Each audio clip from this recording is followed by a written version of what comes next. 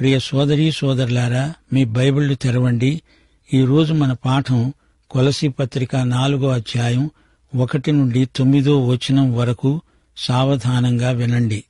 పౌలు రాస్తున్నాడు, అంటున్నాడు, యజమానులారా, పరలోకములో మీకు యజమానుడున్నాడని ఎరిగి న్యాయమైనది ధర్మానుసారమైనది మీ దాసుల ఎడల చేయండి. పనిచేసేవారు దేవుని బిడ్డలు గనుక వారి పనిలో కూడా పరిశుద్ధత ప్రతిఫలించాలి. నీ ఉద్యోగంలో, నీవు పనిచేసే స్థలంలో నీ వ్యక్తిగత పరిశుద్ధత కనపడాలి. అది దాచినా దాగదు. 3వ అధ్యాయంలో సేవకులను గురించి, ఉద్యోగులను గురించి చెప్పాడు. 4వ అధ్యాయంలో యజమానులను గురించి పౌలు మాట్లాడుతున్నాడు.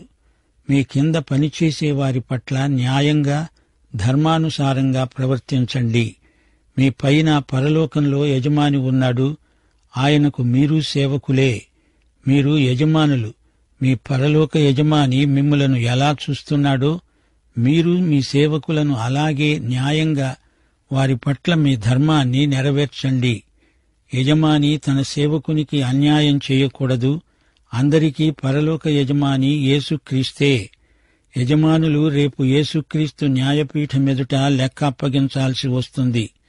యజమానులైన క్రైస్తవులు తమకు సేవకులైన క్రైస్తవులను తమతో సమానంగా చూచుకోవాలి. యజమానులు, సేవకులు అందరూ క్రీస్తు న్యాయపీఠమెదుట నిలువవలసి ఉంది. మనము నమ్మిన సువార్త మన వృత్తి వ్యాపారాలలో కూడా పనిచేయాలి కదా. నీవు ఏ పని చేసినా ప్రభువు కోసమే చేస్తున్నట్లు జాగ్రత్తగా అంకిత భావంతో చెయ్యాలి. నీవు దేవుని బిడ్డవు గనుక నీ జీవితంలోని ప్రతి విభాగానికి యేసే ప్రభువై ఉండాలి. ఇక ప్రార్థన జీవితం, మన బహిరంగ ప్రవర్తన, మన మాటలు, వీటన్నిటిలో నీవు దేవుని బిడ్డవని రుజువు చేసుకోవాలి. 2వ వచనం, ప్రార్థన యందు నిలకడగా ఉండి కృతజ్ఞత గలవారై దాని యందు మెళుకువగా ఉండండి. నేను బంధకాలలో ఉంచబడడానికి కారణమైన క్రీస్తు మర్మమును గూర్చి నేను బోధించవలసిన విధముగానే ఆ మర్మమును వెల్లడిపరిచేటట్లు వాక్యము చెప్పడానికి అనుకూలమైన సమయము దేవుడు దయచేయాలని మా కోసం ప్రార్థించండి. సమయమును పోనీయక సద్వినియోగము చేసుకుంటూ సంఘమునకు వెలుపటి వారి ఎడల జ్ఞానము కలిగి నడుచుకొనండి. ప్రతి మనుష్యునికి ఏలాగు ప్రత్యుత్తరమియ్యాలో అది మీరు తెలుసుకోటానికి మీ సంభాషణ ఉప్పు వేసినట్లు ఎల్లప్పుడూ రుచిగలదిగా కృపాసహితముగా ఉండనీయండి. ప్రార్థించండి, మెళుకువగా ఉండండి. ప్రార్థన మెళుకువగా ఉన్న వారికే సత్ఫలితాలనిస్తుంది. నెహెమ్యా ఎంతో మెళుకువగా ఉండి ప్రార్థన చేసినవాడు. యెరూషలేము గుమ్మాలను మరమ్మతు చేస్తూ ఉంటే శత్రువు అడ్డు తగులుతున్నాడు, ఎన్నో ఆటంకాలు కలిగిస్తున్నాడు. కాని నెహెమ్యా నిరుత్సాహపడలేదు. చాలా ధైర్యంగా నిలిచాడు, సాహసించాడు. ప్రార్థన చేతాము అని పనిని తప్పించుకునే ప్రయత్నం అతడు చెయ్యలేదు. ప్రార్థన, పని ఈ రెండిటికీ మధ్య ఎడము లేకుండా జాగ్రత్త పడ్డాడు. నెహెమ్యా 4వ అధ్యాయం 9వ వచనం, మేము మా దేవునికి ప్రార్థన చేసి వారి భయము చేత రాత్రింబగళ్ళు కావలి ఉంచాము. అదే మాట ఇక్కడ పౌలు అంటున్నాడు. ప్రార్థించండి, మెళుకువగా ఉండండి, అప్రమత్తులై ఉండండి. పంట కోసం ప్రార్థించినప్పుడు పంట కోస్తూ దేవునికి కృతజ్ఞతలు చెప్పాలి. ప్రార్థన చేసి పని చెయ్యాలి, పని చేస్తూ ప్రార్థన చెయ్యాలి. మన వాళ్ళు ప్రార్థనను గురించి రకరకాల అభిప్రాయాలు వెలిబుచ్చుతున్నారు. ఒక బోధకునికి క్యాన్సరు జబ్బు వచ్చింది. డాక్టర్లు శస్త్రచికిత్స చెయ్యాలి అన్నారు. నేను ప్రభువును నమ్ముకుంటున్నాను అన్నాడు బోధకుడు. అది మంచిదే, ప్రభువునందు పూర్తి నమ్మకం ఉండాలి. అదే సమయంలో ఒక మంచి దైవభక్తి కలిగిన క్యాన్సరు రోగ నిపుణుణ్ణి సంప్రదించాలి. అంతేగాని దేవుణ్ణి శోధించకూడదు. నీవు వివేకము గల క్రైస్తవుడివైతే మంచి వైద్యుణ్ణి సంప్రదించాలి. ప్రభువునందు విశ్వాసముంచాలి. దేవుడు వైద్యుణ్ణి వాడుకుంటాడు. నీ శస్త్రచికిత్స జయప్రదమవుతుంది. ప్రార్థించండి, అప్రమత్తంగా ఉండండి. పనిని గాలికి వదిలేయొద్దు. ప్రయోగాత్మకమై ప్రయోజనాత్మకమై మన విశ్వాసం పనిచెయ్యాలి. పనిచెయ్యని విశ్వాసము చచ్చు విశ్వాసం. అది పాతేయటానికే గాని మరి దేనికి పనికిరాదు. మరో మాట, కృతజ్ఞత గలవారై ఉండండి. దేవుడు జరిగించిన ప్రతి కార్యానికి మనము ఆయనకు కృతజ్ఞులం. దేవుడు నీ ప్రార్థనలు వింటాడు. ప్రార్థనలకు సత్వరమే జవాబిస్తాడు. నీవనుకుంటున్నట్టు జవాబు రాకపోవచ్చు, కాని దేవుడు తప్పక జవాబిస్తాడు. అవుననో కాదనో ఏదో ఒక జవాబు వచ్చి తీరుతుంది. ప్రార్థన గాలి పీల్చుకోవడం, కృతజ్ఞత గాలి వదిలివేయడం. ప్రార్థన, కృతజ్ఞత ఉచ్ఛ్వాస నిశ్వాసముల వంటివి. వాక్యానుసారమైన ప్రాణాయామమే ఇది. పౌలు అంటున్నాడు, మా కొరకు ప్రార్థన చెయ్యండి, మరచిపోవద్దు. ప్రియ శ్రోత, నీ సంఘ కాపరి కోసం నీవు ప్రార్థిస్తున్నావా? క్రైస్తవ సేవల కోసం, పరిచర్యల కోసం విజ్ఞాపన చేస్తున్నావా? పౌలంటున్నాడు, నేను బంధకములలో ఎందుకున్నాను? క్రీస్తు మర్మాన్ని బోధిస్తున్నాను. అలా బోధించడానికి దేవుడు అనుకూల సమయం అనుగ్రహించాలి. దేవుడు తలుపు తీయాలి. క్రీస్తు మర్మాన్ని మేము వెల్లడిపరుస్తున్నందుకు నాకు ఈ బంధకాలు ప్రాప్తించాయి. పౌలు చెరసాలలో ఉన్నాడు. బంధకాలలో ఉండి ఈ పత్రిక రాస్తున్నాడు. త్వరలో తనకు విడుదల కలగాలి.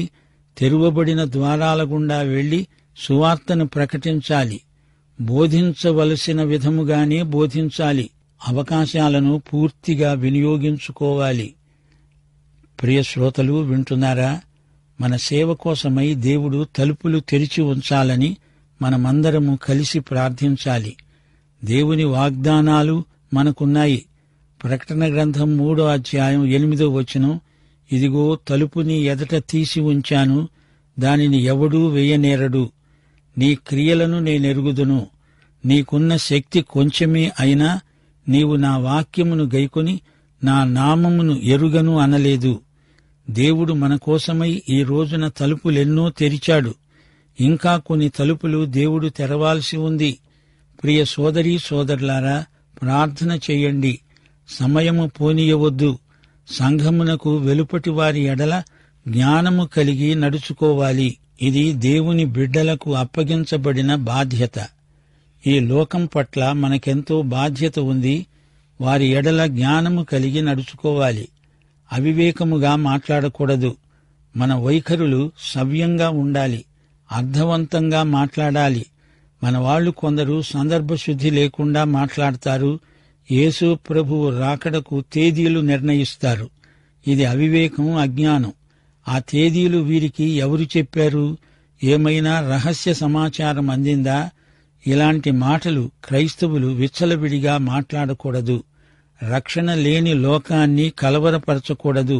అసలే అయోమయంలో ఉన్న లోకాన్ని తమ బోధల ద్వారా మరీ గజిబిజి చేసేవారున్నారు. దేవుడే వీరి నోళ్లు ముయ్యాలి. ఎట్టి పరిస్థితిలోనూ దేవుణ్ణి శోధించకూడదు. జ్ఞానము కలిగి నడుచుకోవాలి. సంఘమునకు వెలుపటి వారి ఎడల జ్ఞానము, వివేకము కలిగి నడుచుకోవాలి. సమయాన్ని పోనివ్వకూడదు. సద్వినియోగం చేసుకోవాలి. అవకాశాలను జారవిడుచుకోవద్దు. ప్రతి అవకాశాన్ని సద్వినియోగపరుచుకోవాలి. ప్రజలు వద్దంటున్నా బలవంతాన వారి మీద నీ సిద్ధాంతాన్ని వేసి రుద్దవద్దు. తలుపు తెరిచి ఉంటేనే లోపల ప్రవేశించు.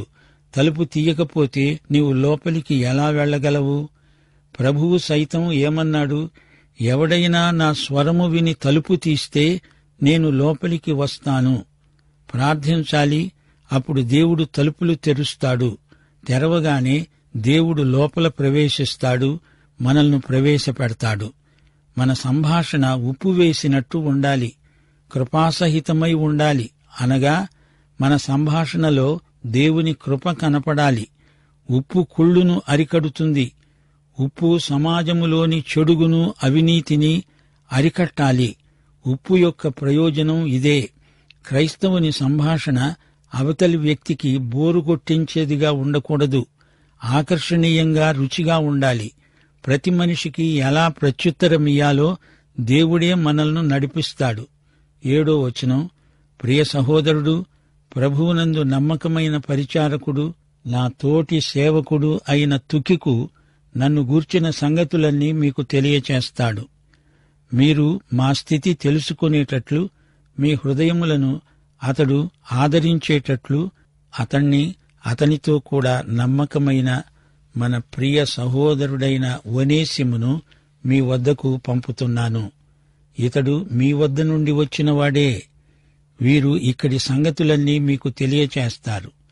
ప్రియశ్రోతలు వింటున్నారా? పౌలు ఇక్కడ తన పరిచయస్తులందరి పేర్లు రాస్తున్నాడు. వీరందరూ ప్రథమ శతాబ్దానికి చెందినవారు. వీరు రోమా పట్టణాలలో కాలినడకన వీధుల్లో తిరిగినవారు. వీరికి రోమా పౌరసత్వమున్నది.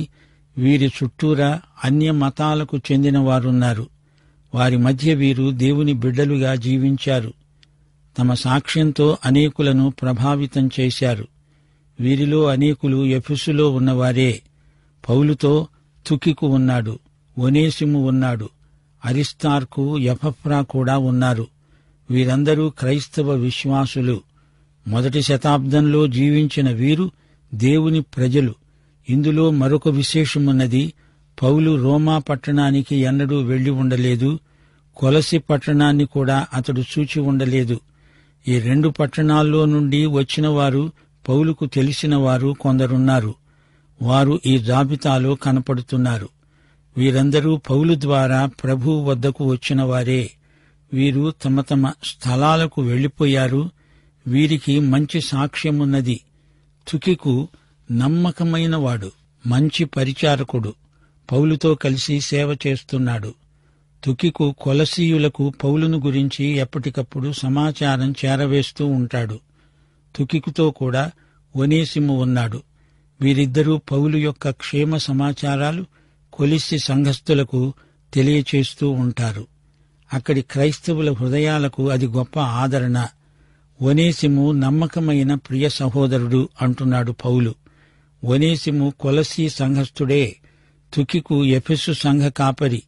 ఇతని పేరు ఎఫెసీ 6వ అధ్యాయం 21వ వచనంలో, అపొస్తలుల కార్యములు 20వ అధ్యాయం 4వ వచనంలో, 2 తిమోతి 4వ అధ్యాయం 12వ వచనంలో కూడా చెప్పబడింది. ఇతడు ప్రభువునందు నమ్మకమైన సహోదరుడు, పరిచారకుడు. ఈ ఒనేసిము విషయం ఫిలెమోను పత్రికలో వివరంగా చెప్పబడింది. ఒనేసిము ఫిలెమోను యొక్క బానిస. తన యజమాని వద్ద నుండి పారిపోయాడు. పౌలు పరిచర్యలో ఒనేసిము రక్షించబడ్డాడు. పౌలు ఒనేసిమును తిరిగి అతని యజమాని వద్దకే పంపాడు. ఈ సందర్భంలో పౌలు ఫిలెమోనుకు ఒక ఉత్తరం రాశాడు. ఒనేసిము నా ప్రియ సహోదరుడు అంటున్నాడు. క్రీస్తునందు సంబంధాలు ఎలా మారిపోతాయో చూచారా? ఒక బానిస, అతని యజమాని క్రీస్తునందు ప్రియ సహోదరులయ్యారు. ప్రియ శ్రోతలు వింటున్నారా? కొలసీ పత్రిక 4వ అధ్యాయం చాలా ప్రాముఖ్యమైనది. యజమానులున్నారు. వారికి పరలోకంలోని క్రీస్తే యజమాని.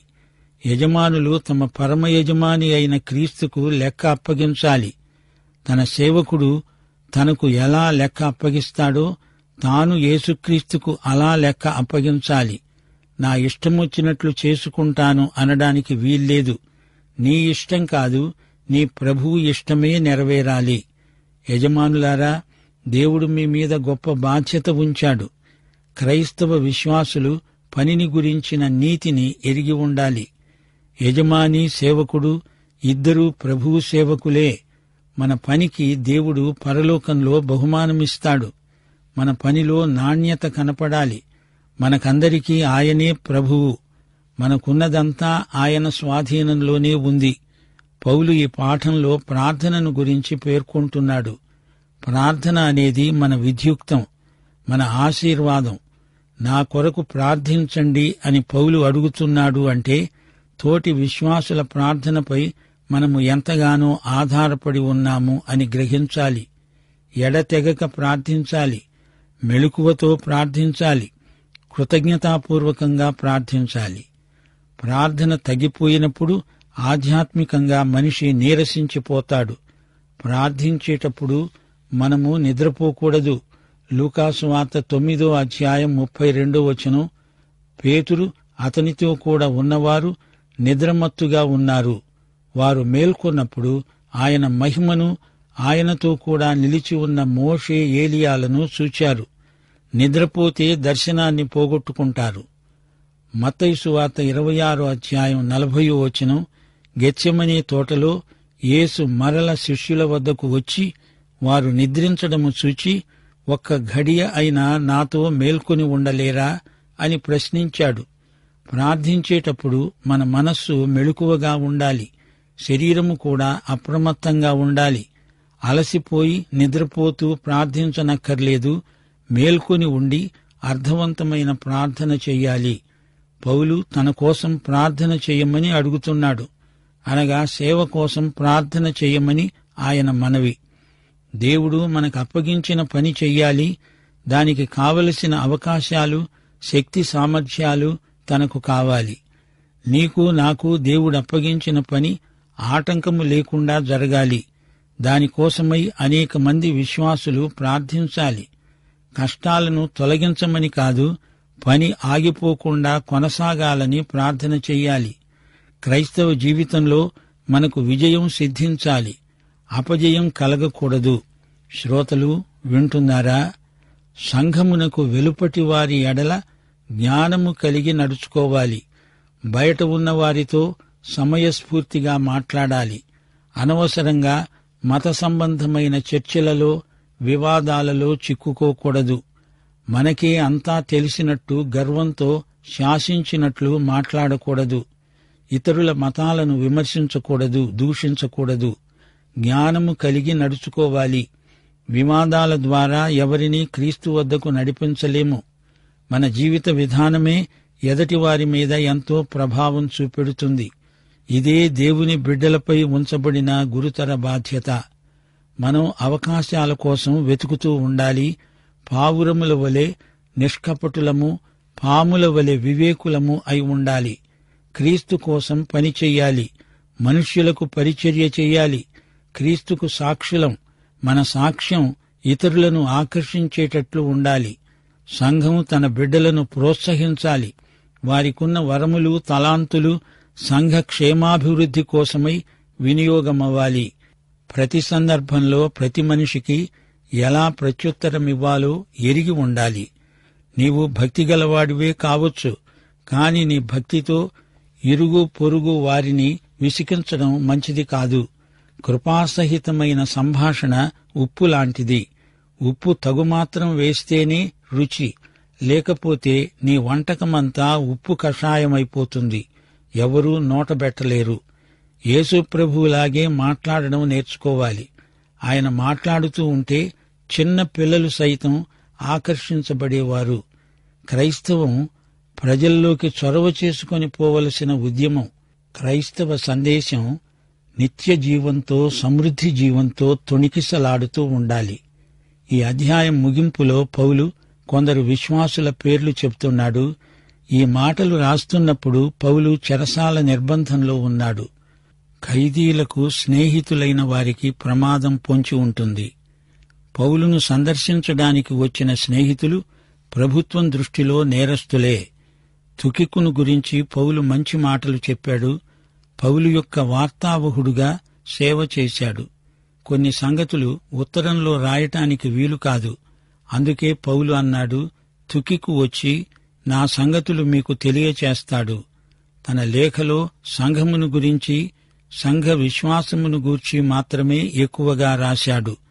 తుకికును గురించి పౌలుకు మంచి అభిప్రాయం ఉంది. ఓనేసిమును గురించి కూడా కొన్ని మంచి మాటలు చెప్పాడు. అతణ్ణి బానిస అనటం లేదు, నా ప్రియ సోదరుడు అంటున్నాడు. ఇంకా కొంతమంది పేర్లు కూడా పౌలు రాశాడు. ప్రియ సోదరీ సోదరులారా, పౌలు జీవించిన కాలంలో ఎందరో బానిసలు ఉండేవారు. యజమానులు, బానిసలు, ఈ రెండు వర్గాల మధ్య ఎల్లప్పుడూ సంఘర్షణ ఉండేది. ప్రజల మధ్య ఉన్న ఈ వర్గ విభేదాలను అధిగమించింది క్రీస్తు సువార్త. పౌలు ఈ అంశాన్ని రాజకీయం చేయటం లేదు. యజమానులు, బానిసలు అందరూ క్రీస్తునందు సహోదరులై పరస్పర ప్రేమలో వర్ధిల్లాలని పౌలు హెచ్చరిక చేస్తున్నాడు. దాసులారా, ప్రభువుకు భయపడండి, యజమానులకు విధేయులై ఉండండి, మీరు ప్రభువైన క్రీస్తుకు దాసులు అంటూ పౌలు వారిని హెచ్చరించాడు. అలాగే యజమానులు కూడా తమ బానిసలకు అన్యాయం చేయకూడదు, వారిని పశువుల్లాగా గొడ్లలాగా వాడుకోకూడదు. ఫిలెమోను, ఒనేసిము ఈ ఇద్దరి వ్యక్తుల మధ్య సువార్త తెచ్చిన మౌన విప్లవం గమనించదగింది. కొలస్సీ సంఘంలో ఫిలెమోను అనేక మంది దాసులకు యజమాని, ఒనేసిము అతని బానిస. మన ప్రార్థనలకు దేవుడు సత్వరమే జవాబిస్తాడు. అయితే జవాబు ఆలస్యమైతే దాన్ని బట్టి విశ్వాసం బలహీనం కాకూడదు. నిరీక్షణ విశ్వాసాన్ని బలపరుస్తుంది. దేవుని చిత్తం మనలో సార్థకం కావాలంటే, విశ్వాసం బలపడాలంటే నిరీక్షణ మనకు ఎంతో అవసరం. ప్రార్థనలో విసుకకూడదు. దేవుడు ఎల్లప్పుడూ మన ప్రార్థనలు వింటూనే ఉంటాడు. మనం అనుకున్నట్లు కాదు, దేవుడు అనుకున్నట్లే ఆయన చిత్తం నెరవేరుతుంది. మనము క్రీస్తును గురించి ఇతరులకు ప్రకటించేటప్పుడు ఎంతో జాగ్రత్త పాటించాలి. మన మాటలు కృపాసహితమైనవై ఉండాలి. అవతల వ్యక్తి పట్ల మనము మర్యాదగా, సభ్యతతో ప్రవర్తించాలి. మనం మర్యాదగా చూస్తే ఇతరులు మన పట్ల మర్యాద చూపుతారు. తుకికు పౌలుతో కలిసి ఉపకార ద్రవ్యాన్ని తీసుకుని యెరూషలేముకు వెళ్లినవాడు. ప్రియ శ్రోతలు, కొలసీ పత్రికలో మనం ఎన్నెన్నో ఆధ్యాత్మిక సత్యాలు నేర్చుకున్నాము. ఈ పత్రికలో పౌలు వివిధమైన అంశాలను ప్రస్తావించాడు. ప్రార్థన అనే అంశం పౌలుకు ఎంతో ప్రీతిపాత్రమైనది. ప్రార్థనలో పట్టుదల ఉండాలి, మనసు మెళుకువగా ఉండాలి, హృదయం నిండా కృతజ్ఞత ఉండాలి, మన మనవులు స్పష్టంగా ఉండాలి, వాక్య పరిచర్య కొనసాగాలని ఎక్కువగా ప్రార్థించాలి. తాను బంధించబడి ఉన్న చెరసాల తలుపులు తెరుచుకోవాలని పౌలు ప్రార్థనలు కోరలేదుగాని సేవ కొరకై ద్వారాలు తెరుచుకోవాలని విశ్వాసుల నుండి ప్రార్థనలు కోరుతున్నాడు. 1 కొరింథీ 16:9 కార్యానుకూలమైన మంచి సమయము నాకు ప్రాప్తించి ఉన్నది, మరియు ఎదిరించేవారు అనేకులున్నారు. 2 కొరింథీ 2:12 క్రీస్తు సువార్త ప్రకటించడానికి నేను త్రోయకు వచ్చినప్పుడు ప్రభువునందు నాకు మంచి సమయము ప్రాప్తించి ఉన్నది. అంతేకాదు, ఈ పాఠంలో పౌలు క్రైస్తవ సాక్ష్యాన్ని గురించి కొన్ని మాటలు చెప్పాడు. రక్షణ లేని ప్రజలు దేవుని కుటుంబానికి బయట ఉన్నారు. వారిని కుటుంబంలోకి తేవాలి. అది మన అందరి బాధ్యత. సాక్ష్యము బలము గలదై ఉండాలి. సాక్షి జ్ఞానము కలిగి ప్రవర్తించాలి. అవకాశాలను జారవిడుచుకోకూడదు. మనం మాట్లాడే ప్రతి మాట ఆచితూచి మాట్లాడాలి. ఏమి చెబుతున్నాము, ఎలా చెబుతున్నాము అనే విషయాన్ని గమనించుకోవాలి. 1 పేతురు 3:15-17 వరకు నిర్మలమైన మనస్సాక్షి కలిగిన వారై మీలో ఉన్న నిరీక్షణను గూర్చి మిమ్మును హేతువు అడిగే ప్రతివానికి సాత్వికముతో భయముతో సమాధానము చెప్పడానికి ఎల్లప్పుడూ సిద్ధముగా ఉండి మీ హృదయమందు క్రీస్తును ప్రభువుగా ప్రతిష్ఠించుకోండి. ఈ పాఠం ముగింపులో పౌలు తన అక్కరలను ఇతరులతో పంచుకుంటున్నాడు. క్రైస్తవ నాయకులకు విశ్వాసుల ప్రార్థనలు ఎంతో అవసరం. ప్రియ శ్రోత, నీవి యేసుక్రీస్తును నీ స్వకీయ రక్షకుడిగా ఎరుగుదువా? అయితే ఈ పాఠమంతా నీకోసమే. ప్రభు అయిన యేసుక్రీస్తు వారి కృప, తండ్రి అయిన దేవుని ప్రేమ, పరిశుద్ధాత్మ యొక్క అన్యోన్య సహవాసము మనకందరికీ సదాకాలము తోడై ఉండునుగాక. ఆమేన్.